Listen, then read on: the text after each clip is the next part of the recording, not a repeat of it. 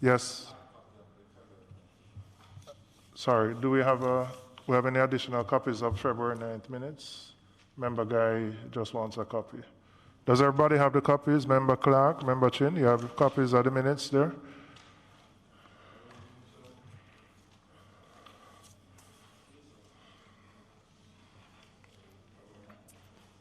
Ninth and then the 23rd.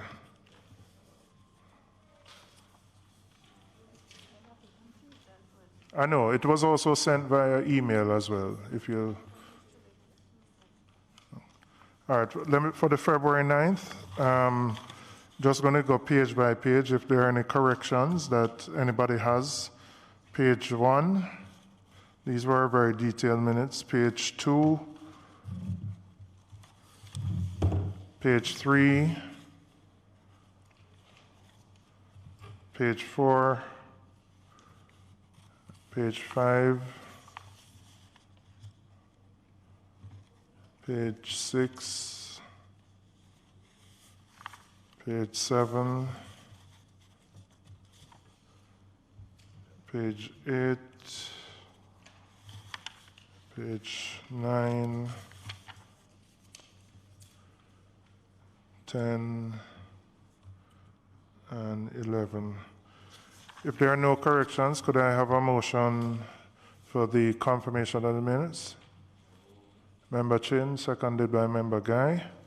Can I go to the minutes of March 23rd, which would have been last week, Tuesday?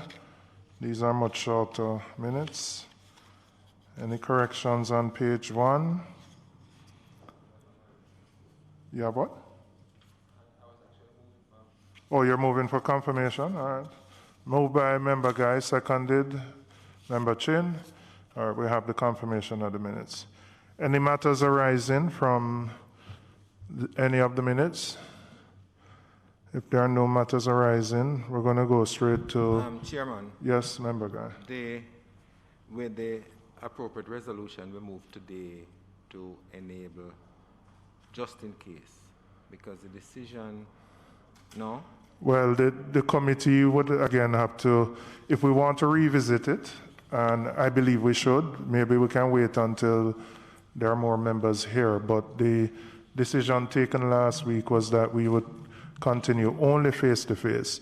My own view, I think we should have the option that if the scenario arises where we have to do it, we should, but again, the majority of the members would have to support that, and then a resolution would have to be brought to the House. So I wouldn't take it now when the other members come, if they do. If not, we can wait to the end of Mr. Chairman, meeting. Ideally, and I understand because I'm one of those who wanted a face-to-face meeting, but we need talk more in the mic. We need a backstop, just in case one particular individual who might not be able to make it for whatever reason, say COVID, but can participate, and once the ability to do so, we should have that resolution in as much as we have decided to meet face-to-face. I would agree with you, Member Guy, and I would recommit that item after the Ministry of Labour when we have more members here, so we can have a fuller participation from the membership, having taken a particular decision last week.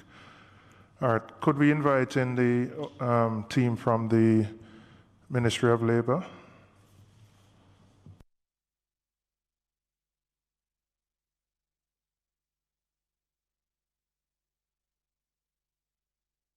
Sorry, yes. Are there any apologies for absence? None? Okay. You have one? Turn on your mic. Turn on your mic.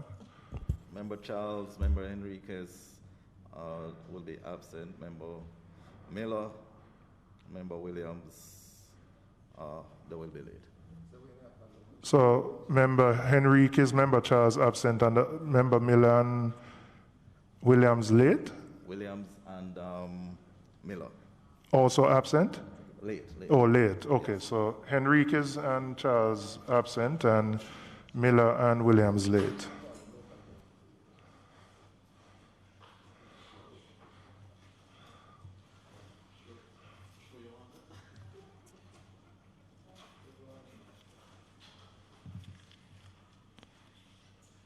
Madam Pierce, welcome, and it's good to see you back physically, and I hope your team is well and in good health. Again, I ask you if you could introduce the members of your team, please. I don't think your mic is on. Can we check the mic just to make sure it's working?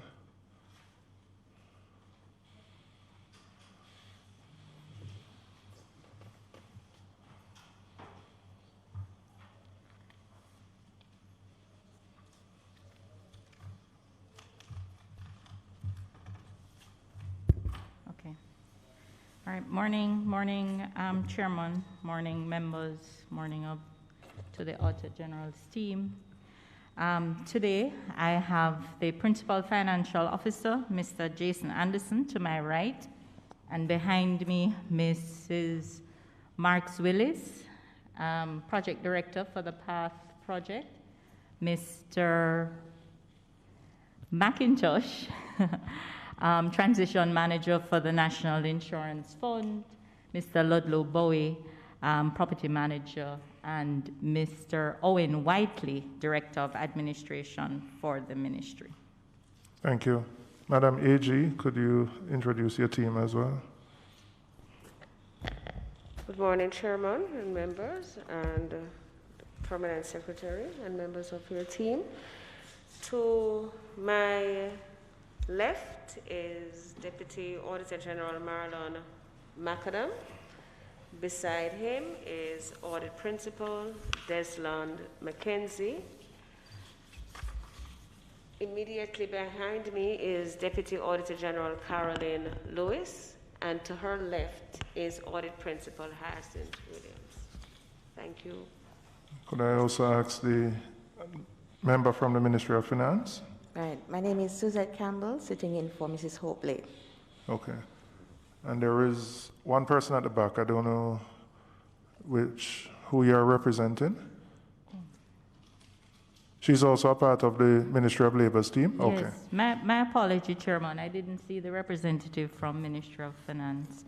And the Chief Internal Auditor is also with us, Ms. Cydia Madden.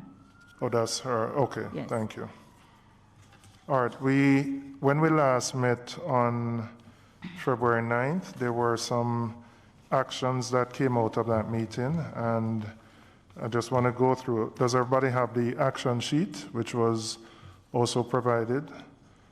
The first action was to provide the committee with a breakdown of the 1,823 beneficiaries in terms of the categories that they fell into in terms of non-compliant lost card, stolen card. And I know that has been provided here.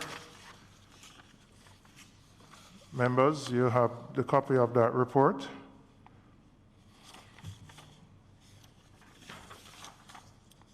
I would just ask, from my own view, if you could indicate when a card expires. I see in the category there were 360 cards of that number which expired. What is the process for a renewal of a card so that the person can continue to receive their benefits? Chairman, when a card expires, the renewed card, similar to like your credit card, the bank prepares a new card and issues it. In this instance, the bank prepares it, sends it to the ministry's offices, and the beneficiary then is required to collect. Okay. And that would be the same process for taken by machine? Yes. That's where the card is stuck in the machine? Right, when sometimes persons would have inputted maybe the wrong PIN number too many times, and the machine then takes the card. I noticed one parish in particular, Westmoreland, for recall cards by the bank. Of the 141 cards, Westmoreland had 107. Is there a particular reason why that parish was so high? Yes, Chairman. Those cards that were recalled by the bank, apparently in, which year was it, 2018?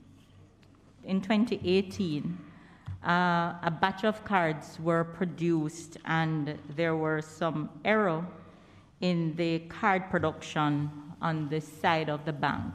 And so those cards had to be recalled. What I'm told is that there was an error in the series. I'm not sure if it is the numbering of the cards or something, but there was an error with those cards and they had to be recalled by the bank. So it was not just for Westmoreland, but also St. Mary and St. James. Okay. And then the largest category, almost a third of the cards, reasons unknown, still being investigated. How do we move forward in a scenario where you don't know the reason why somebody's card is either not working, gone? What does the ministry do in a scenario like that? Right. Well, Chairman, we still investigate, but in many instances, we then convert the beneficiary from the card back to a check payment or one of the other modalities that we have. So could you state of the 646, how many would be back on the normal physical means of receiving checks? Do you have a percentage of that number? Chairman, I couldn't give you that figure right now, but we are investigating. I will try and get that figure for you, Chairman. Yes, Member. Chairman, I think you should ask not of the 646, but the others, because remember, all those have been recalled by the bank. What happens to those persons as well? Have they been given physical checks as well? So essentially, PSA would be up to 1,823 then. Right.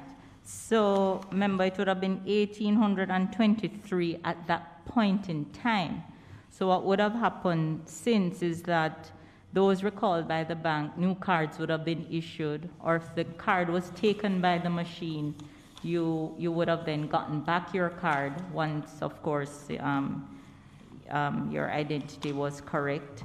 In terms of the expired card, then you would have gotten a new card and so forth.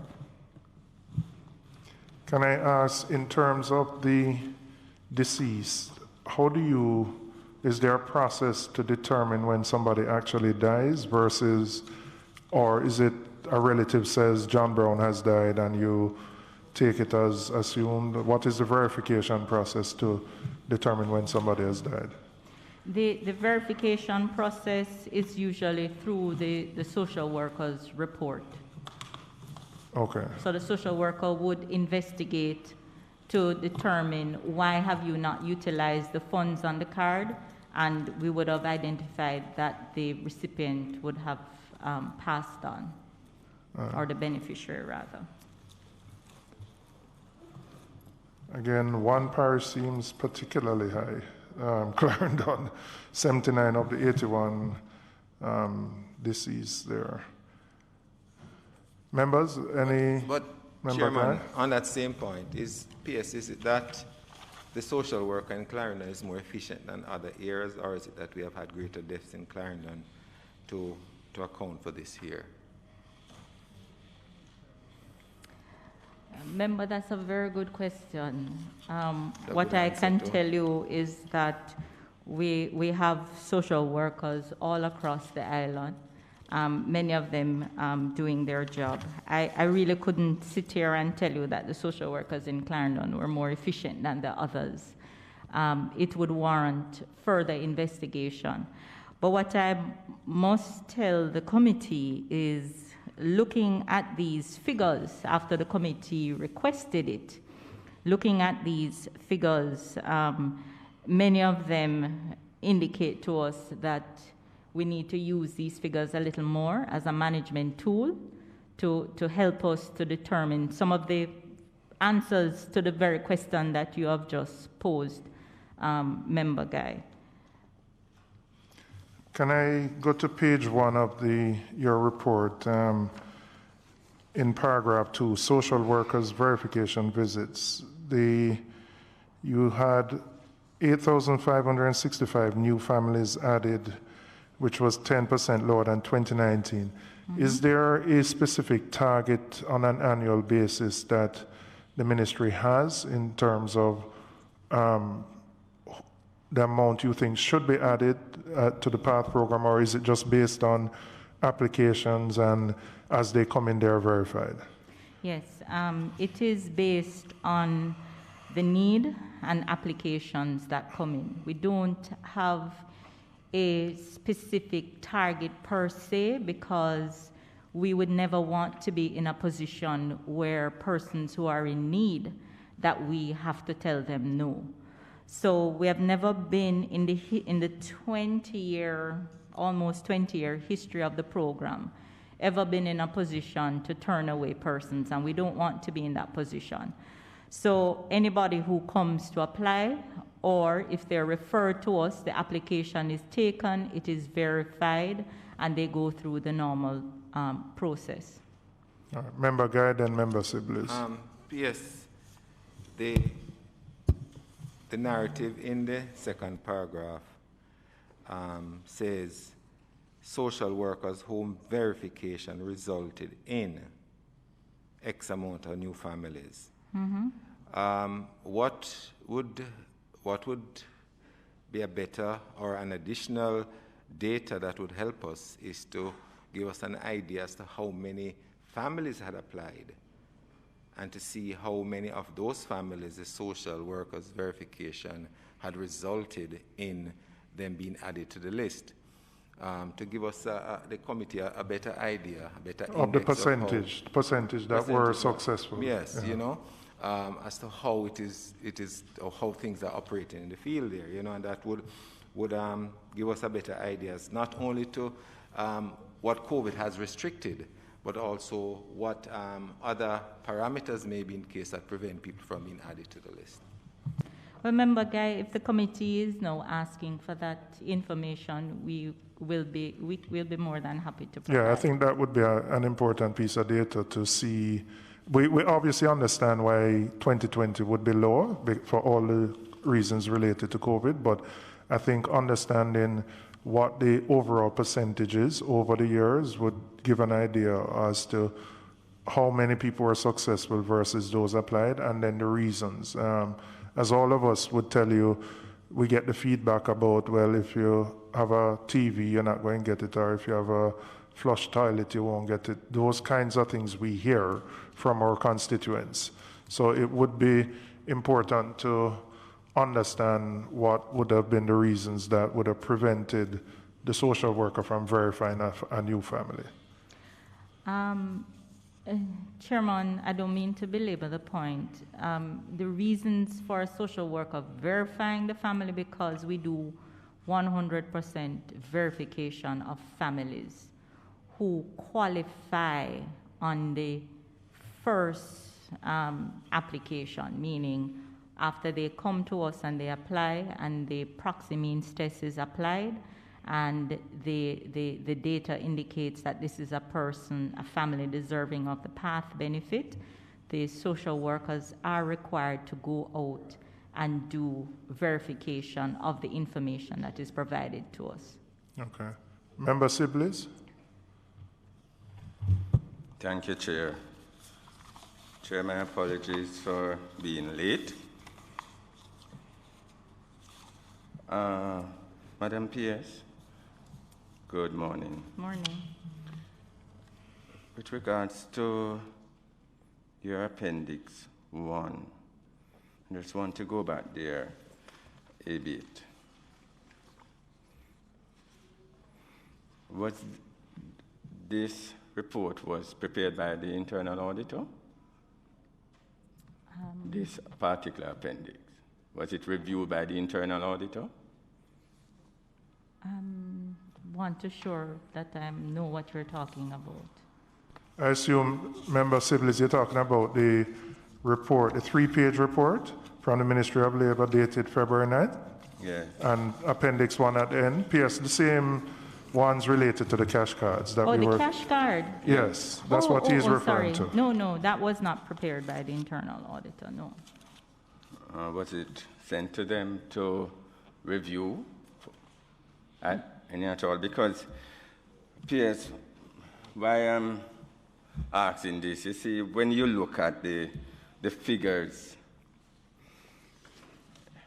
and you look at the different parishes, I'm finding it a little difficult to accept. It just, for me, as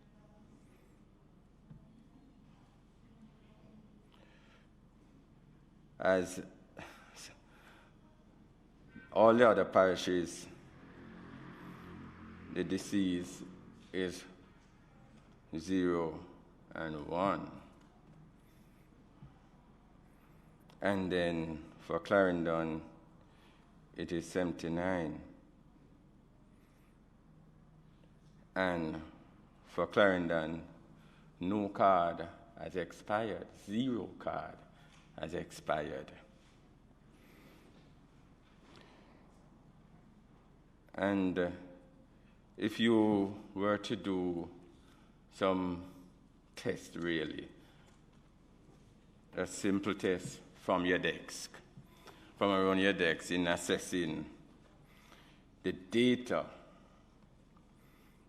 it would, I mean, if I were looking at this, if this came to me, I would ask for it to be thoroughly reviewed, because it does not appear, to my mind, to be an accurate, and it might misinform management in making a decision.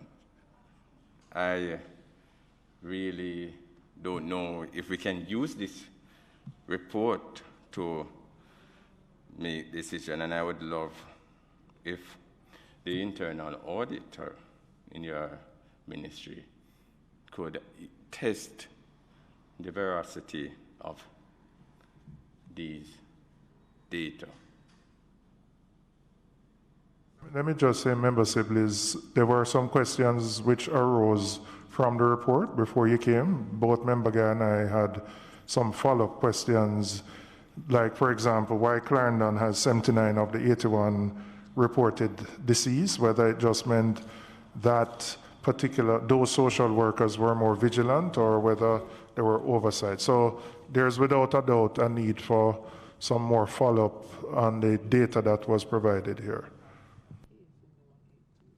Yes, Chair. I came in just in time to hear you and Member Guy pointing that out, but I just don't even want to speculate, Chair, as to whether the social worker is in Clarendon, and I'm happy that Clarendon, it is speculated that Clarendon social workers are effective or more effective or the most effective. However, I want to be assured about this report that is put before us, Chair, because the information and the data, if it is correct, then quite a number of questions would arise. And I don't want to ask the question on data that might not be accurate. Member Sibley's, I think you can ask the questions as we have. P.S. I assume whatever you're provided here is, to the best of your knowledge, accurate based on the feedback. But as I said, it obviously raises more questions having gotten the data. And I think what would be important as a follow-up is for there to be greater interrogation of what has been presented here to certainly satisfy the questions Member Guy and I had. But Member Sibley's, I would say you should feel free to pose the questions you have related to the data here. Chair, I feel very free to ask questions, but I wish to yield my question until I am getting some assurance, because the data, as I said, on the face of it, a reasonable person looking at this data would say that something is wrong. So I'll wait, Chair. Thank you.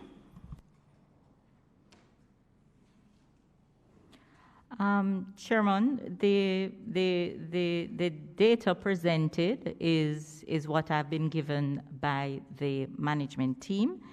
And we need to recall that this was based on an audit of 1,823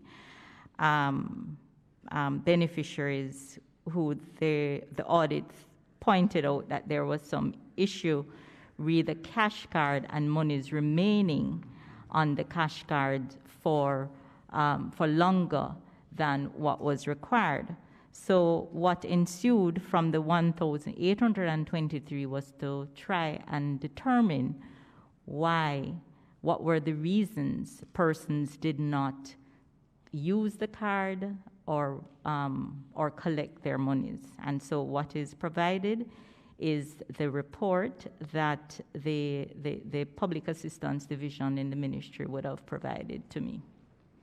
So if Member Sibley's is asking for a further audit by the internal audit, I would like some clarification if that's exactly what you're requesting.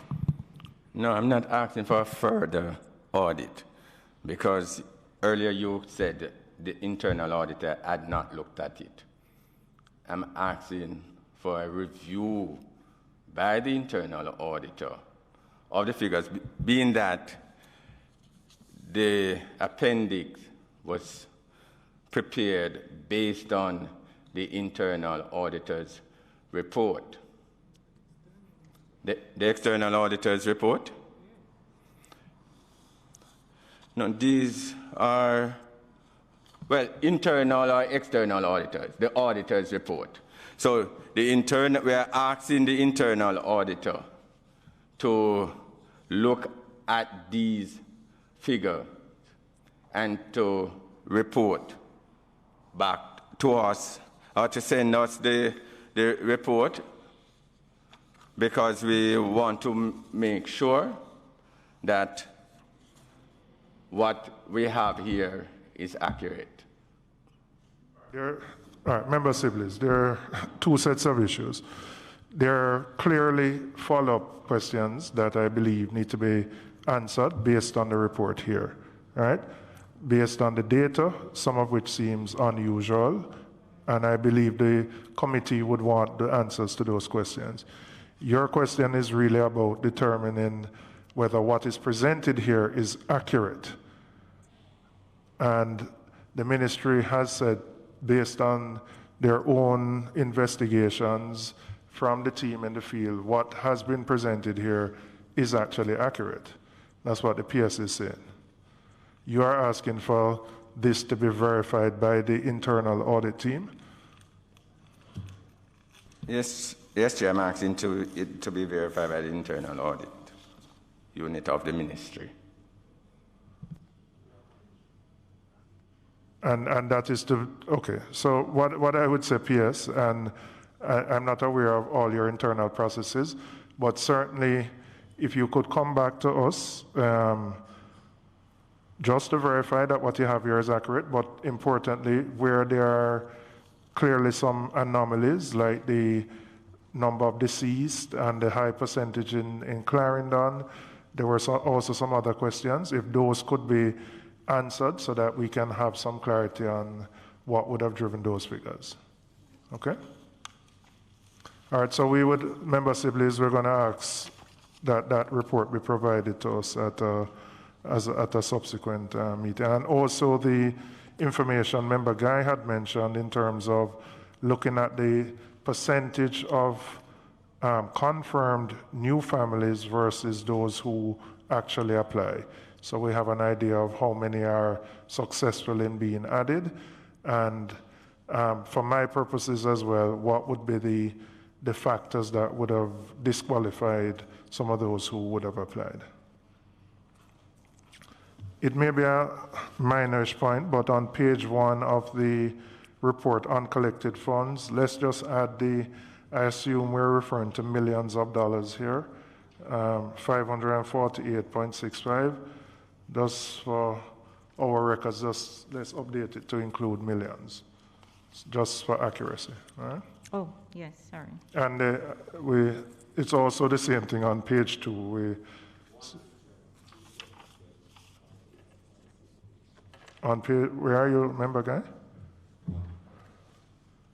1 point, yes, so none of the figures have the designation of $1 million behind it. It's just for accuracy, let's just ensure it is added so the records of the committee can be properly reflected. Member Sibley's, do you have any other questions related to this report? No, Chair. Okay. All right, can I then go to so we're looking at the action sheet which was provided. There was also a status report on the audit queries that the ministry has provided, which was a request of the committee. And there are two, let me thank the ministry for providing this, but there are two things that I see as slight deficiencies with the report. A lot of and I assume IAU means internal auditor remarks, has in the process of being resolved. It would be better if we had a specific time frame which said, to be resolved by such and such a date so that we could know where we are, because the vast majority of the remarks says in process of being resolved. So, and then related to that, it would also help if you could say we are 10% complete, we are 20% complete, we are 0% complete, because it doesn't help me when I see, I would say probably 90% of the remarks says in the process of being resolved. So I don't know whether they are, going to be resolved next week, next month, 6 months from now. So I would just ask if 2 additional columns could be added with the date and the status of the progress in terms of dealing with the issues. Chairman, the Chief Internal Auditor is here. Based on the instructions from the committee had asked that the Chief Internal Auditor prepare this report. So maybe you may want to ask her to explain what in the process of being resolved may mean. And we can update the report as you have, the Chief Internal Auditor can update the report as the committee has requested. Okay, could you, go ahead. All right, hold on. Member Sibley's before. Yes, Chair. In addition to your two requests,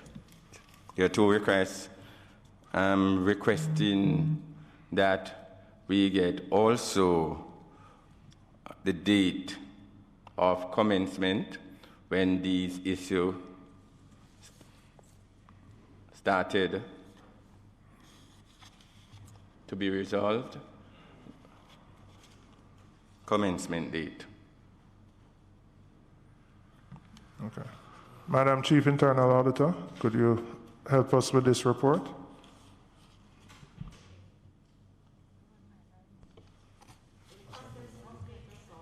Could you just pull down the mic and just remind us of your name, please? My name is Celia Madden. Celia Magnus, okay. Celia. Celia, sorry. Celia Please go ahead, Celia. Okay. Based on the responses that we had received, at the time we could review some of the records to find out if it is that they were being resolved. Some of them would take us to do a follow-up on audits. So based on those that we'll have to do follow-up audits to verify the status of those responses. So we were not in a position to say that they are resolved because we did not do a follow-up based on the time frame that we got to do the assignment. So in essence then, where I see in the process of being resolved, you would have checked with the particular department and they would have said they have started something to deal with this. And we would check. For some of them that we could check, we would verify that, yes, this is happening. But for some of them, we were not in a position to check it. And based on what it was communicated, it looks feasible that it is being resolved. So when we are going to do the follow-up, we could be in a position to say whether it is resolved. Okay. I understand what you're saying, and I would still hold as an update, if you could next time just add the date that you expect the issue to be resolved and the percentage of the completion. Is 10% complete versus 90% complete, so that we have a better idea of where we actually are with many of these things, because as I said, the majority of the comments are in the process of being resolved.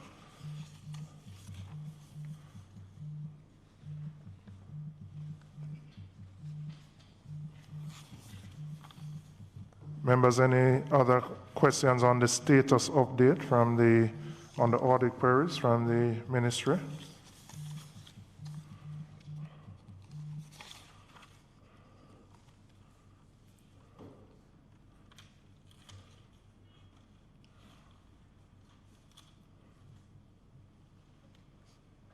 Chair, I have no further question. Okay. And we got, I'm just looking at the notes here. The committee was provided with an audit of the NIF for the year ended March 2018. We got that? Okay. And we would deal with that when the NIF was being mentioned.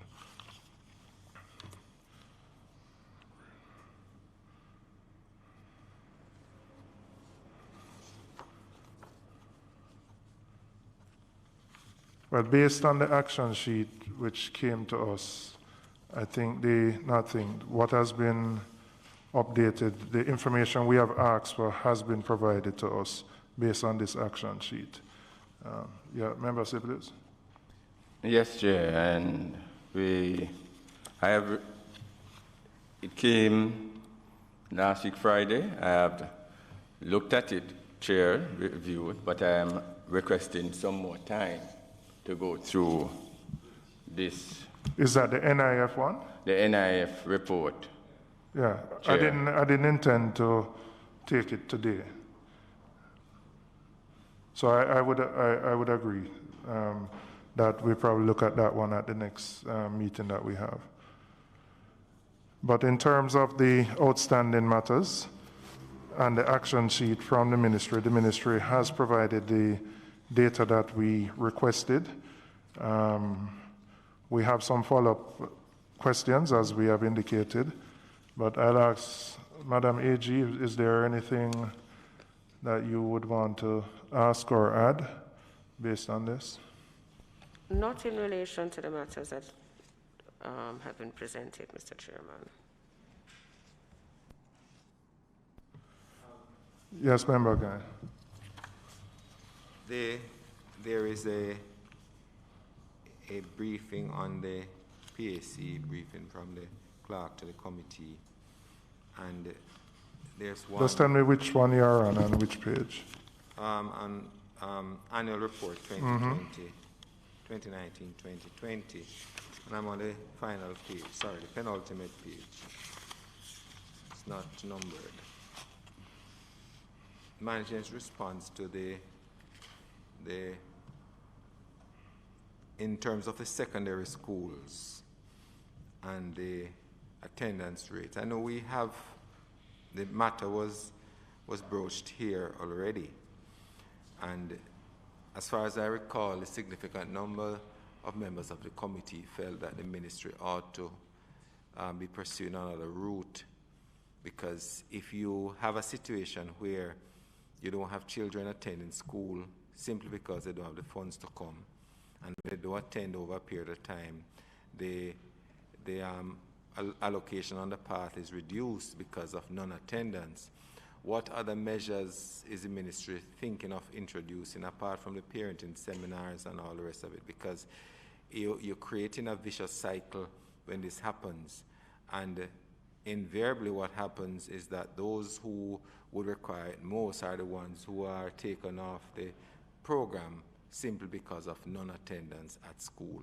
So I think the policy, and I stand corrected, is that if you do not attend school for a particular period and the school reports in their usual manner to the PATH program that John Brown has not been at school for how many sessions, then there is a program where there's a withholding of the funds. Now, is the ministry, one, prepared to look at that? Two, if they are, have they started that program? And if they have, what particular changes in this particular program is the PATH program envisioning to move to going forward? Thank you, Member. The ministry is in the process of reviewing the PATH program with a view to possibly revising the conditionality requirements. Sorry. As I had mentioned in one of the previous sittings, after almost 20 years of operation, some of the national and social circumstances have changed. And so we are in the process. We have started looking at other programs of similar in other countries around the world. And what we realize is that they tend to use more softer conditionalities. For example, school enrollment, school completion, and so forth as the standard, rather than sticking to 85% school attendance. And we agree with you. A poor family will have it difficult in meeting some of those requirements. So we are looking at it, and we have started doing the research. And as I said, we are looking at moving to maybe a termly report from the school to confirm that the child is still in school and attending the institution, and looking at possibly an end of year sort of transition to the next grade as a requirement, one of the conditionalities. So we're looking at those. One of the salient points coming out of all of this space, and that I know as a fact, that those who are on the PATH program, well, who get lunches on the PATH program, fortunately are not denied the lunches when they turn up, even if they have been taken off the program. And I think it's commendable that that is continuing. But the other aspect of it, where they actually need the funds to be able to go to school and to do all the necessary things to prepare them to go to school, is as you have said, needs some actual revision, looking into again, because if we are to satisfy and to be able to, as a country, to reach a certain goal, then we need to pay a little more attention to this, along with the other social measures that need to be in place. But as long as this program is there, then to the best of the abilities of the program to serve the needs of the people, then that should be pursued. Yeah. Member Sibilis. Thank you, Chair. On the last time that we were here, there was recommendation from a few members, quite a few members, with regards to the social workers, the adequacy. And I believe it was unanimously agreed that the ministry doesn't have enough. Is there any update with regards to that, in light of the new program, that the new pension program that is now coming on stream, which is going to put some more pressure on the social workers that we now have? I know that Clarendon needs about 14 more persons to handle the workload. So I'm asking UPS, is there any update? Is there any way that this is going to be resolved? Member, it is a constant work between the ministry and the Ministry of Finance in terms of the agitation for additional social workers and additional budgets to be able to hire additional social workers. But as I pointed out before, the ministry, we're in a constant recruitment cycle, meaning after our social workers, especially some of the better ones and maybe some of the less committed, after 2-3 years, when they graduate from university, they're a young social worker, they come, they spend 2-3 years with us, they get their experience, and they move on to other areas that where the compensation is certainly better and the demand on their work is less. So we are in a constant dialogue with the Ministry of Finance. The Ministry of Finance, I know, at this point is doing a comprehensive compensation review across the board in the public sector. We're hoping that when that happens, that we'll be able to attract a greater pool of workers. The point I'm making is that it's almost like a revolving door. We're constantly recruiting. And some years ago, we did in fact get approval from the Ministry of Finance to hire 50 additional social workers across the island. If Clarendon alone needs 14, then you realize that that 50 would be inadequate. So, member, what I can say to you is that we're constantly in dialogue to see how we can strengthen and improve the structure of the ministry so that we can deliver our services. Okay, thank you. Members, are there any other questions related to the data here? Because apart from the NIF audit report, which I would take at the next meeting, the action sheet, the information that we requested has been provided. We have asked for some additional data and we'd ask for that to be provided, but I don't have any further questions of the ministry. So if nobody, Member Sibley's, yeah? Yes, Chair, I have some questions with regards to procurement matters. Go ahead.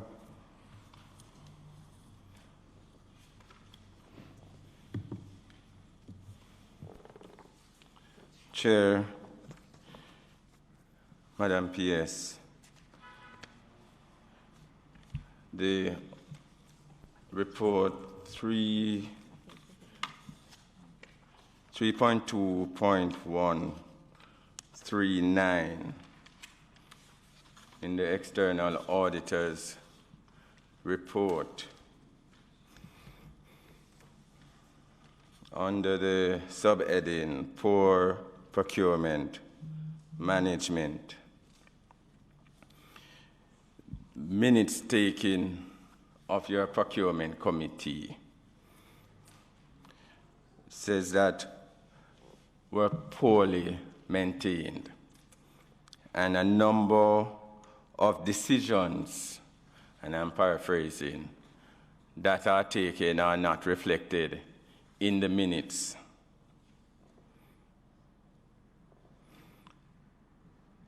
What is the situation now, PS, as it relates to minutes taken? Because we find that punctuated throughout the external auditor's report, there's an issue with minutes.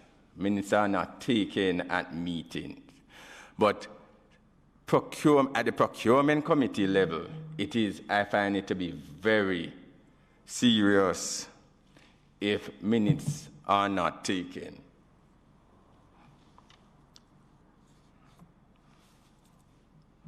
Can you address that on the minutes matter? So in December 2017, the internal auditors identified this as a deficiency. When I questioned the internal auditors, it was not a matter that minutes were not taken any at all. It is how the minutes and the files were maintained. I just want to make that clear, right? Since that time and since the internal auditors have flagged this as an issue, minutes are now properly enclosed on the file and minuted, right? And the decisions that are taken are documented.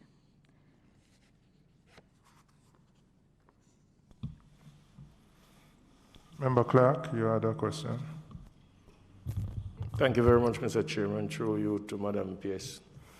Whilst it is not a question, but more of a concern, Mr. Chairman, I just want to ask, is it that, because I had made a suggestion at maybe 2 or 3 meetings ago, we had suggested that we being one of the first responders, so to speak, when we go out there and meeting people, we get to see and we get to hear from them the situation. Is it that the ministry will take it on to accept the fact that if we as parliamentarians makes recommendations to the ministry through the parish office or offices as it relates to person who we think, or we would assess the situation at first and send in information to you, if that is a suggestion that will be taken on, or if we as parliamentarians would have to move a private member motion for it to be accepted. Is it that you can just readily accept the suggestion and work with it, or we would have to move a private member's motion to get it done? Member Clark, I'm not sure I am so clear on what exactly you're asking. So maybe if you help to clarify, because let me explain the premise on which I'm coming from. Before you do, Madam, let me try and give some. What the concern I'm having is that oftentimes we as elected representatives would make suggestions to the parish office as to persons who we would have come in contact with, who by assessment from us would be in dire need of the PAD program assistance or support. Oh, okay. But so very often, from my point, St. James, it is not accepted. The constituent will come back and give you some horror story.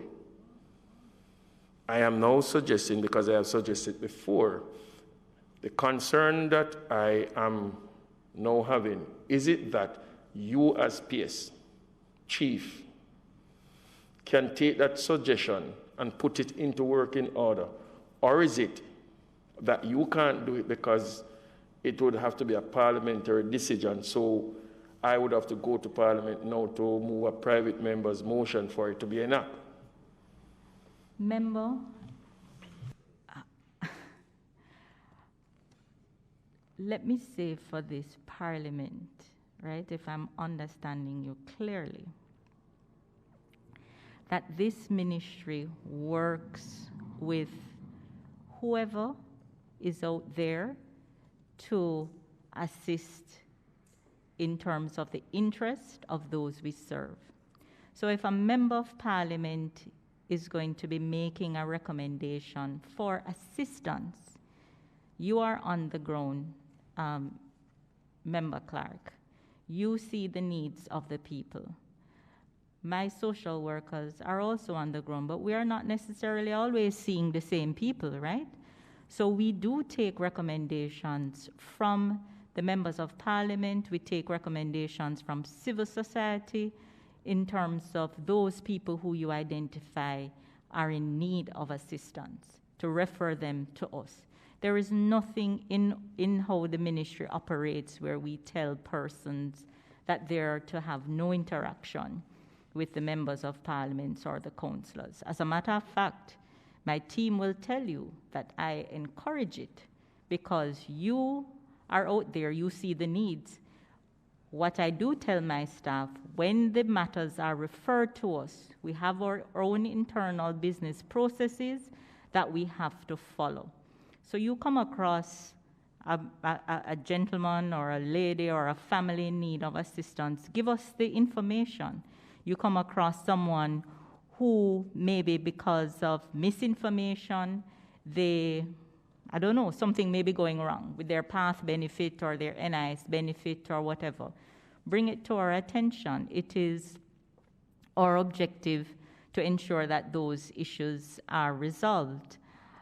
So I may have seen a little confused because as far as I know, that is our modus operandi, and that is how we operate in the ministry. So if you have come across where you have not been getting that kind of support from the parish offices, then I would ask to bring it to my attention so that we can ensure that we are on the same page in how we operate. P.S., I think there are two issues here. One I raised earlier in terms of looking at the percentage of the persons who apply versus those who get, and understanding the reasons why people don't get. And then I think the issue that Member Clark has raised relates also to a feedback loop. So he may recommend, all of us may recommend John Brown, who we know is poor, but maybe when you do the detailed assessment, John Brown doesn't qualify for one or two reasons based on your list of criteria. Now, in the absence of probably the feedback to the Member of Parliament, all we're going to get is when John Brown don't get it, John Brown are going to say, boy, them people up there wicked and blah, blah, blah, blah. And then the political representative is not in a position to say to John Brown, the reason you didn't get it is because of XYZ reason. So I think it is important for the feedback to take place, and also in the data for us to understand what the factors are that would prevent somebody from being signed up on the program. Yes, Member Clark. In addition to all that you have said, Chairman, I do listen clearly to Madam PS, and I do understand that from the ministry point, that is how it's supposed to work. But we have situation wherein the line staff, the first person that the constituent will speak to, will give them the horror story. I have tested it, and it has happened. The parish manager, when I send the constituent directly to the parish manager, I get a better response. But when they go directly up to the counter, that's where the horror story takes place. So I would love that, being that PS and us are on the same page where the process should take place, I would appreciate if something is sent from the PS office or desk to the parish to say to them that this is what must be accepted. And so we can all be on the same page to say that if Tom Jones is of a certain level but has a fridge, don't bother go down there, because the fridge will throw you out. That is what I want to be a standard situation, so that when I call the parish office to say that this is MP Clark and I've sent Tom Jones there and this is what you said to them, then I won't have to do that, because I would already know before that if you have a fridge in your house, don't care how dirt poor you are, you're not going to get through.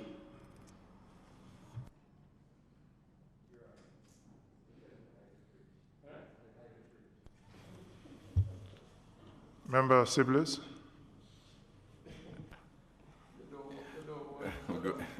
Thanks, Chair. I just want to continue with on the procurement questions that I have before me.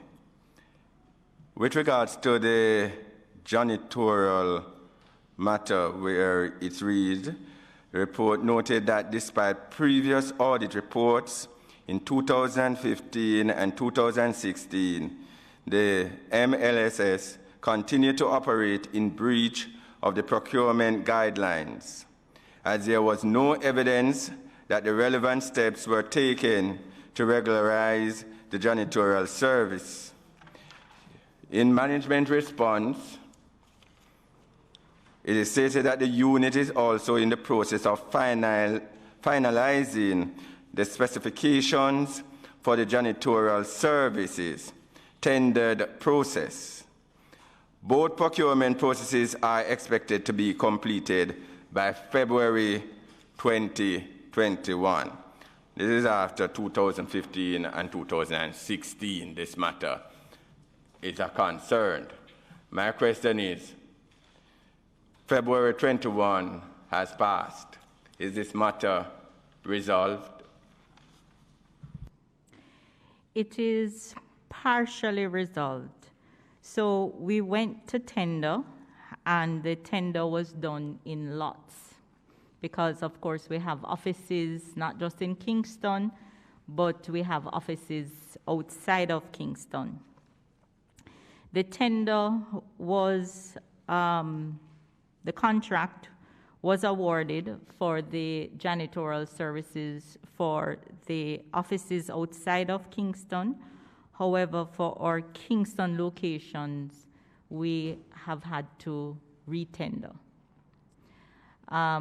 After the evaluations were done, and I have the Director of Administration here, so he is more versed in that, and he could explain what has happened, but suffice it to say, we had to retender.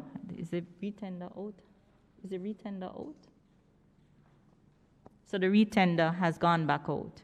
Primarily, one of the reasons is the cost and how the bid document was set up. It wasn't necessarily, I should say, I don't know how to explain it. Mr. Whiteley, you can.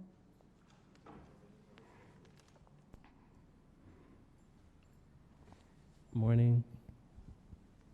Morning, members of the committee. Just identify yourself, please. Owen Whiteley, Director of Administration. So, in addition to what Pierce was saying earlier, the process was executed, and we were able to award a part of the contract for the outstations. Now, what had happened is that the Kingston and St. Andrew locations, those we had put in lots. And after the evaluation, we recognized that we would have had more cost savings had we not put the lots together, but instead do it by location. So we had retendered the Kingston and St. Andrew process, and that is due tomorrow, and we will then proceed with the process to have those locations in place. We anticipate, Chairman, that process will take us maybe another 6 weeks to complete, providing it does not have to go external to the Ministry for approval.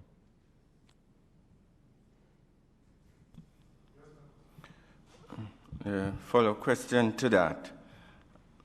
Why does these things, Madam PS, could you explain to us, why these things take so long? 2015, 2016, 17, 18, 19, 20, 2021, January, February, March. What is the main reason for these things to carry on for such long periods? I'll ask the Director of Administration to help with that answer. So, member, you would have noticed in the report that we did make mention of the challenges that we have had over the years with staffing. And it was just in 2017, 2018 that the Ministry of Finance would have approved a procurement structure.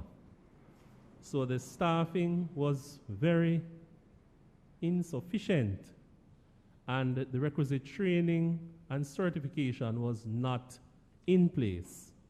And so once we would have gotten the structure in place, we would have trained those persons appropriately, and some of these things we would have picked up and started running with. It's the Ministry of Finance fault. Their tardiness in approving a structure. Well, I'll move on to my next question.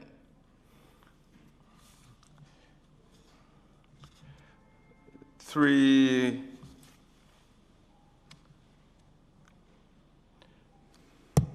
3.2.147.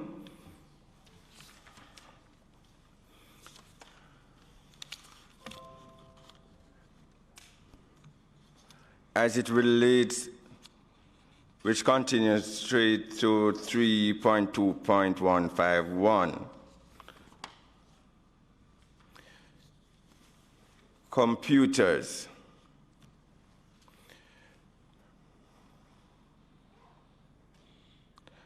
And I'm going to read. Records were not properly maintained to reflect all acquisition made between 2016 and 2018, totaling 7 million. Computer value in 3 millions were not inventoried. There were significant variance between the master and the individual location inventory. There were also differences between the inventory records, physical records for items such as television, refrigerators, fans. Basic inventory management practices were ignored, given that location charts were either incomplete, inaccurate, or non-existent, and physical counts to verify the existence and condition of assets were also absent. Consequently, there were significant gaps between the inventory records and the internal audit physical verification process. Have this been resolved?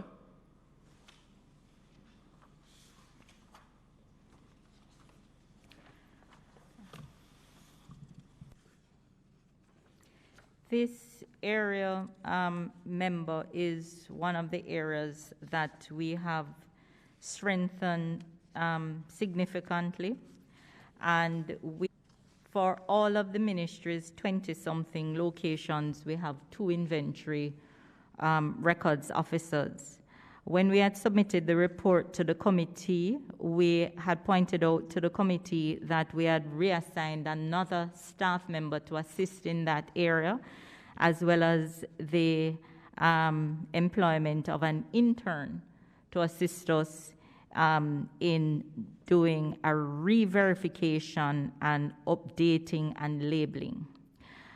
As a matter of fact, in one of the preparatory meetings coming to come to the PAC, sitting in one of our conference rooms, I'm just going to give you an example of some of the challenges when you have a large ministry with lots of offices. In that conference room, right there as we were going through, I pointed out, as I look around the room, I can tell you that the inventory record that is on the wall is incorrect. And they said, PS, how do you know? I said, well, there is an executive chair in the conference room, and the conference room doesn't normally have an executive chair. The point is, Chairman, is that many times persons remove chairs, tables, a visitor chair has gone bad, they see one in an office next door that they're not using, and they move it. The auditor comes and audits, and your record is out. Am I correct or am I incorrect? Auditor General, I see your team nodding, but it is true. So it is a constant updating we have to be doing with respect to the ministry's inventory system. We have sought to address it by putting additional staffing in place and by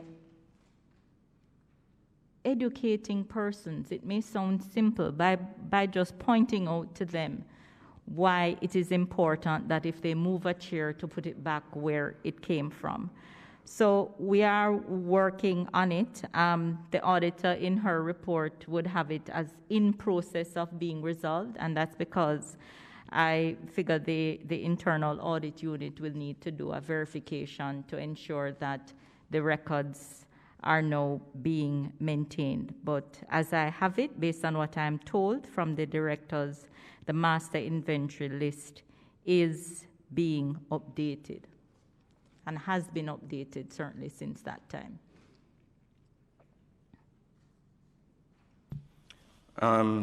P.S. My next concern is with 100 split air conditioning units. The report is saying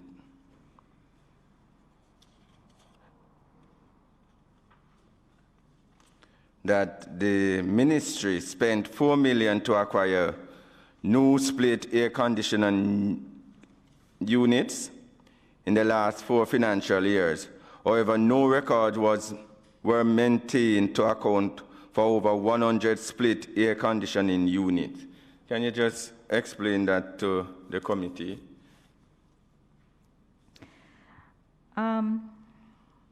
Member, the 2 of our main offices, which is Hero Circle and North Street, at one point used to have central air conditioning units, and over time those units no longer work and individual split units have had to be put in. But you know that split units, they also have a life. I gather what had been happening is that sometimes when the unit, for example, the compressor went bad, a contractor was procured to replace the compressor. The bad compressor that had gone bad was not necessarily recorded. We have, and I guess it is a matter of how it was viewed in terms of recording it on the asset register. We have since that time, we have done an island-wide analysis of all the ministry's air conditioning units. We commissioned someone to do that analysis to record all the units, the sizes, the names, the brands, and so forth. And that master air conditioning unit inventory list is now maintained. It was the basis on which we procured an air conditioning service contract for our offices island-wide.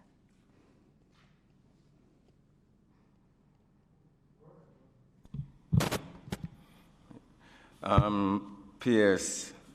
I've really read through your responses, and most of your responses is with regards to staffing.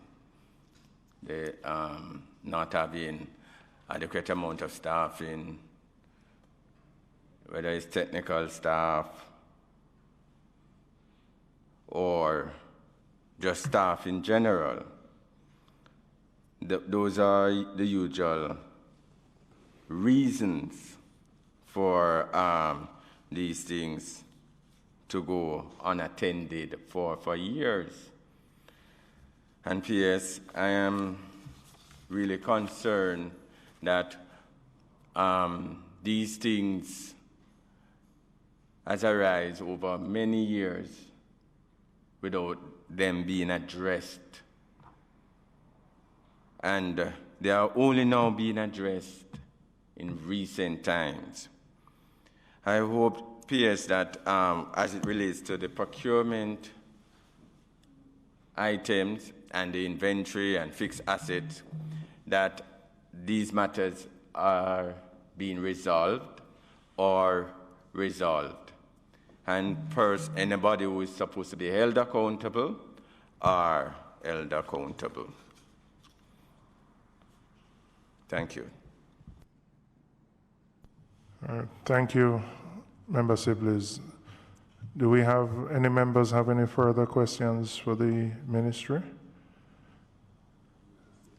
All right, if not, what I'm proposing, we made some recommendations, read the status of the audit queries, if that can be updated for the next meeting. There were also some follow-up questions in relation to the cards. If we could also have that updated so that we could, Appendix 1 on the cash cards, and that we would look at the NIF audit report at our next sitting next week. All right. Members, are you in agreement with that?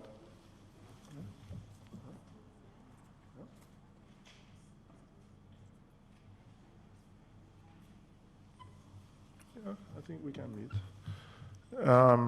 The clerk was reminding me that we have Easter Monday and then it would be the first day after the break, but I think we can come back and just complete this so we can close. The members are okay? I'm assuming we would have a... What? Yes. We're not meeting next Tuesday? You sure? All right, so you want us to, if Parliament is meeting, the members would have no issue. But, all right, so we will confirm tentatively we're setting for next Tuesday, depending on whether Parliament has a meeting. If not, we will communicate with you and provide an alternative date. All right, but let me thank the Ministry of Labour for coming and for responding to our questions. And you're welcome to leave at this point.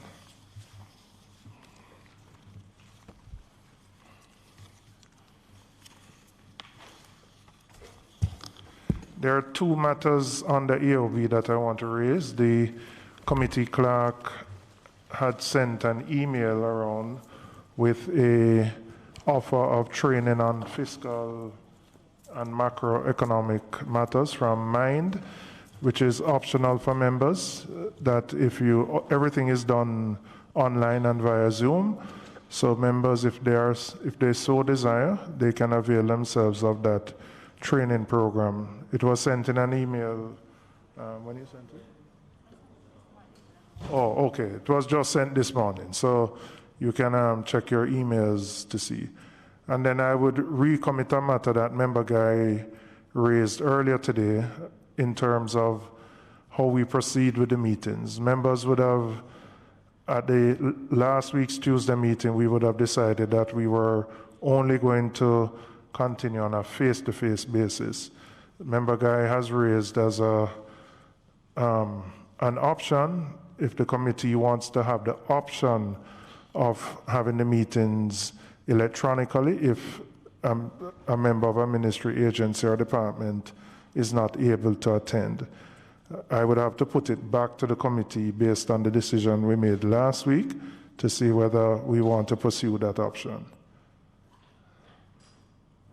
Member Guy, anything? Chairman, my only reason for raising it is that in this particular time, there might be an individual member of this committee who may not be able to make it for reasons related to this time and would still, however, like to participate in the proceedings here.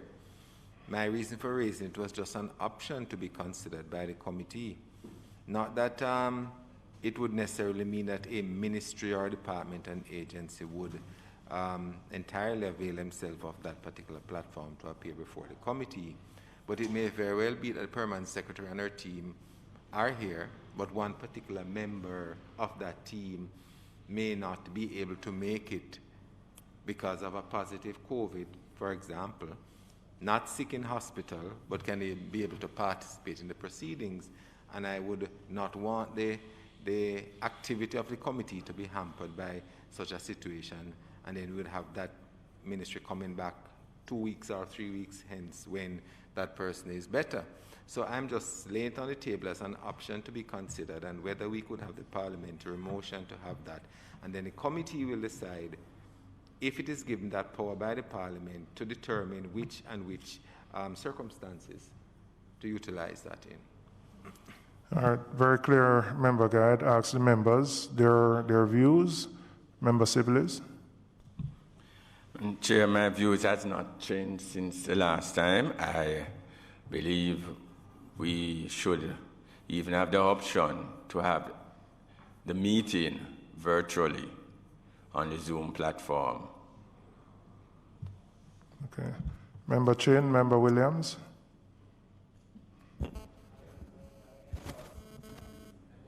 Use your mic. Yeah, I endorse Member Sibley's position. Okay. Member Chin? I am okay with what's pertaining now. I did suggest a dual approach, meaning we meet physically, but if members that are necessary, whether from the agencies that cannot, for whatever reason, cannot meet physically, the option is there for the virtual process. Okay. Member Clark stepped out, and I see Member Miller came for the adjournment to move the motion.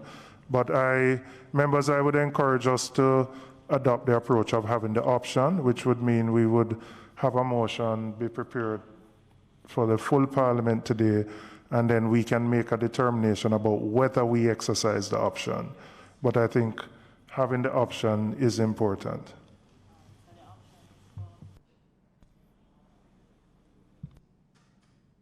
So the option that the members have expressed is that if a member of either the AGs or Ministry of Finance or the MDAs are unable to come for ill health, that we have the option of linking with them virtually. Now the question is it that we would want the option of fully virtual or hybrid or both? Just so we can have clarity. Yes, Member Sibley's.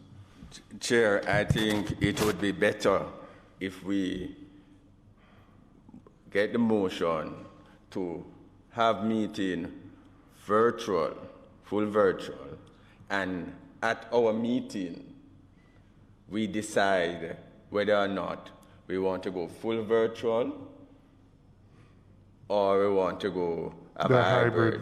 Hybrid, okay. I think if we do it, it's not necessarily that we are going to, because the resolution is asked for, we are going to go there, because as we have, as I understood, based on last meeting and this meeting, members, majority of the members last week had wished to have meeting face-to-face.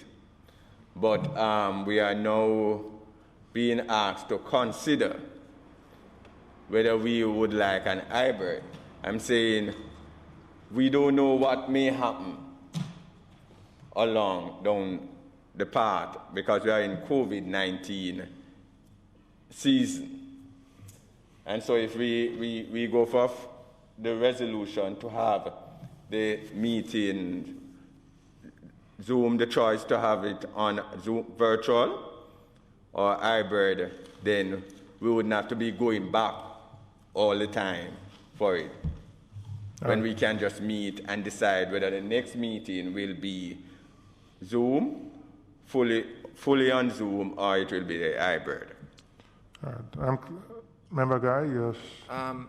Chairman, I'm in a little disagreement with Member Sibley's. I agree with the point that the committee will make the determination.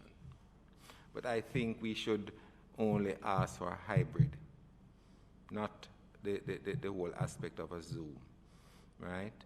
Because we still want people physically here. So I think the resolution should speak to that aspect. We want them, but just in the circumstances where a member here of the committee or a member in the MDA or the AG's department wishes, for reasons that related to ill health, to be able to participate in the committee meeting, then we should have that facility available.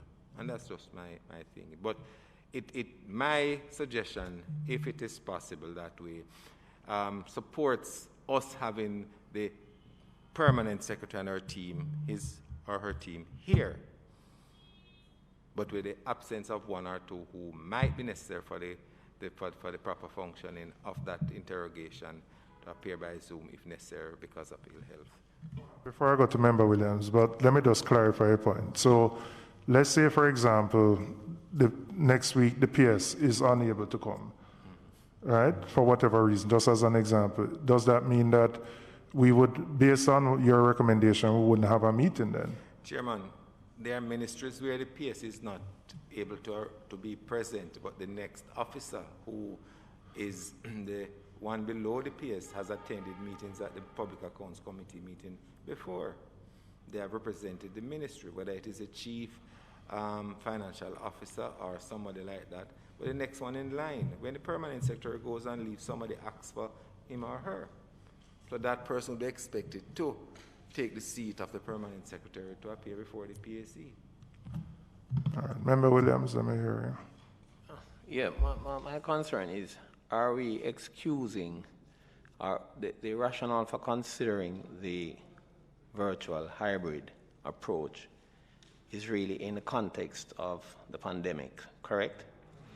So we would not necessarily excuse persons from the meeting for other, well, I would say personal matters, or there could be intervening factors which prevent a person from coming, but the real context is COVID. Now, if it is that, I'm thinking that if it is that this approach is really to facilitate persons who may for a COVID-related reason, may not be able to attend, then that's the purpose for the virtual, the hybrid approach. So that, and I stand and I'm guided, if it is that the PS is scheduled to appear, and let's say we are here face to face, but she's unable to appear on the basis of a COVID-related issue, but she can participate virtually. Could she participate virtually? I would say yes. Yes. So I tend to agree to an extent with Member Guy in the sense that the ideal is face-to-face. Sorry, the ideal is to be here. But I think we should keep it that way, hybrid. Keep the ideal in mind, but the virtual is in the event of an exceptional circumstance. We can connect with that person via Zoom. Because if you really go full virtual, what you might set up a precedent where you might never have a face-to-face meeting again. You know, everybody might just be doing virtual. And we can't afford that. I am thinking, just as we are here today, well, some people are absent, and I apologize for my late arrival. But the hybrid now would allow persons who could not be here today because of exceptional circumstances or COVID-related circumstances to join us by Zoom. So I tend to prefer, in my view, a hybrid situation where the ideal, the status quo remains, we meet here. However, where there is an exceptional circumstance or a COVID-related circumstance, once the rules of the House allows it, we can Zoom. We can have that person join us virtually. That's where my head is. All right, I'm clear. Let me ask members Miller and Clark for their perspectives. Use the mic now, use the mic. As you heard me, Mr. Chairman, trying to get my 2 cents in a while ago, informally, so I'm going to formalize it now, that I would want to have it stay as it is now, and if needs be, then the committee in session can make that decision rather than have a standard set, and then we find ourselves at which end trying to get back to formal procedure. So you're agreeing with Member Guy then? No. You're not agreeing? No, because Member Guy has a 2-part. I'm saying to us, that we must remain face to face. So you're not supporting any resolution then to even have the option of doing something remotely? Exactly. Okay, well, all right, your position is clear. Let me hear Member Miller.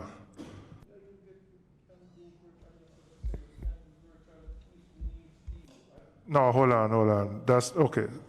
But for us to have virtual, if needs be, we need to pass a resolution in the full House. And it doesn't mean that next week we are going to be virtual. It just means we have the option, and the same committee here would have to make the decision as to whether we accept the option. So, well, originally, I didn't understand it to be saying that, but I'm clear. Member Miller, let me hear you. I'd love to echo the sentiments of my colleagues, Sir Chair, what they have stated. Let me also, the reason why I took the mic is to apologize for my lateness to do the benediction. I was actually receiving my vaccine, and I had to wait a period of time before I can leave. So let me apologize for that. I know, but I would love for it to stay as it is with the option of going viral as well. Virtual, sorry. Not viral. Virtual. Your comments last week went viral. All right, so I think I'm clear. Madam Clerk, and I'll ask you to prepare for the resolution. The committee is saying that we want to have the option, if we need to exercise it, of having meetings using whatever the virtual platform. Everybody accepts the preference is to remain physical, but let's put to Parliament the resolution, and then the committee can decide based on circumstances if we exercise it or not. Everybody in agreement there? All right. Member Miller, you want to move the adjournment? Okay, seconded. Thank you, gentlemen.